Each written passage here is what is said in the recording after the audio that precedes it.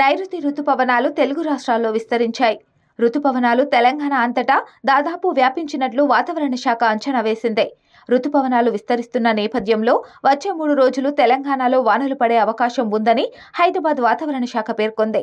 వర్షం కురుస్తున్న సమయంలో ఈదురుగాలులు, ఉరుములు, మెరుపులు రావడంతో పాటు అక్కడక్కడ పిడుగులు పడే అవకాశం ఉందని హెచ్చరించింది.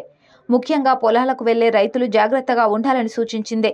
మంగళవారం రంగారెడ్డి, హైదరాబాద్, మేడ్చల్, వికారాబాద్, సంగారెడ్డి, మెదక్, నల్గొండ, సిద్దిపేట, యాదాద్రి, భువనగిరి, కామారెడ్డి, నిర్మల్, నిజామాబాద్, రాజన్న సిరిసిల్ల, మహబూబ్ నగర్, వనపర్తి, నారాయణపేట, జోగులాంబ, గద్వాల్ జిల్లాల్లో తేలికపాటి నుంచి మోస్తారు వర్షాలు పడే అవకాశం ఉన్నట్లు వివరించింది. బుధవారం రంగారెడ్డి, హైదరాబాద్, మేడ్చల్, మల్కాజిగిరి, మహబూబ్ నగర్, వనపర్తి, నారాయణపేట, జోగులాంబ, గద్వాల్, నల్గొండ, సిద్దిపేట, యాదాద్రి, భువనగిరి, వికారాబాద్, సంగారెడ్డి, మెదక్, కామారెడ్డి జిల్లాల్లో వర్షాలు కురిసే అవకాశం ఉందని అంచనా వేసింది.